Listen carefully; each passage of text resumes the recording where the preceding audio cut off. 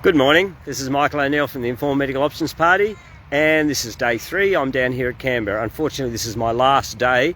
I may come back, but I have to move on. I've got other engagements, but it's been a very interesting experience, and it's still carrying on. There's a lot of loyal people down here, faithful, standing. Some are telling me they're here for the long haul. They're camping, they're staying in motels, they're wandering around, there's flags on cars.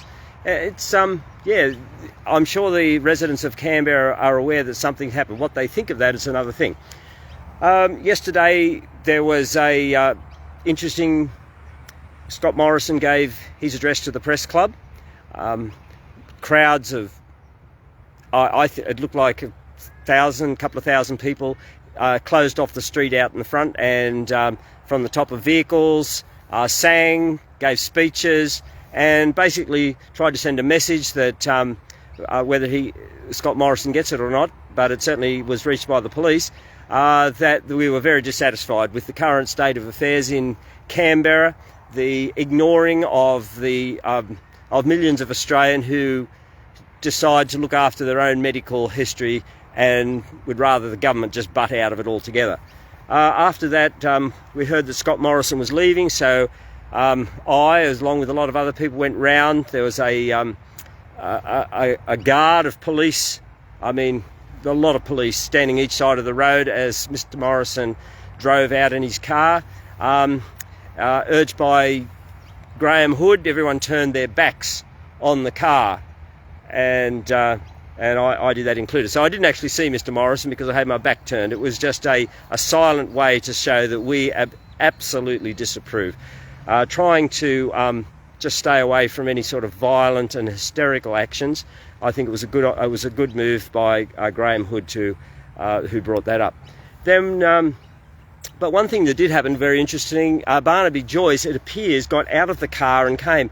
And I thought, and I may have been wrong, I thought he was going to say something to the crowd. Unfortunately, the crowd did get a bit hostile to him, so he just went inside. There's probably a lesson to be learned there, that maybe we don't, if a politician decides to come out and speak, we should let them speak and ask them questions, because they are the servants of the people.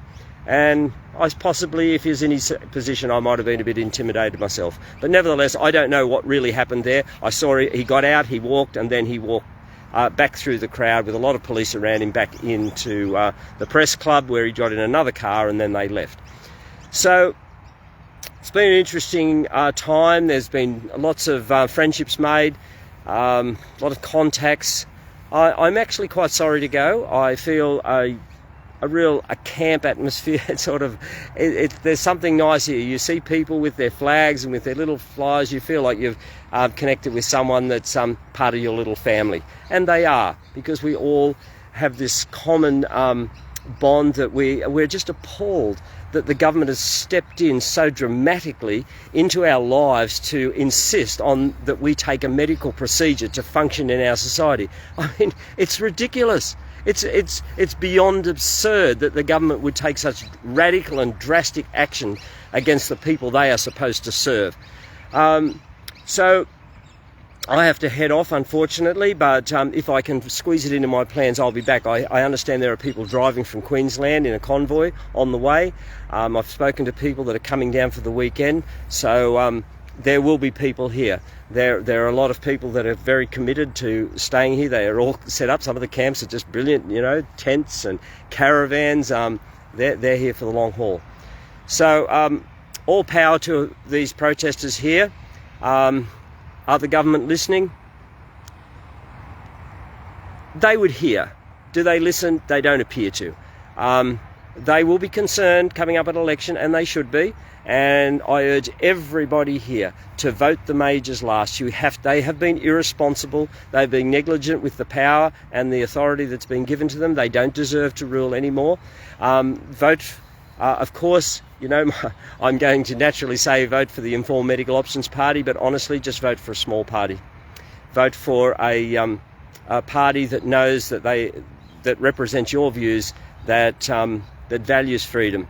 And I know that our little core team at the Informed Medical Options Party, we are passionate about the things that you're passionate about. We see this. This has been an utterly irresponsible action by the government to plunge our country into lockdown for 2 years for no legitimate reason. And now to tell us, like a fairy godmother, that we can all get out of it if we'd only go and take a medical procedure that will make a lot of people very wealthy. No, we don't accept that. Not at all. It's just, it's an absurdity. It's un-Australian. And, you know, what more can I say? You get it, okay? You get it. I'm sure you get it.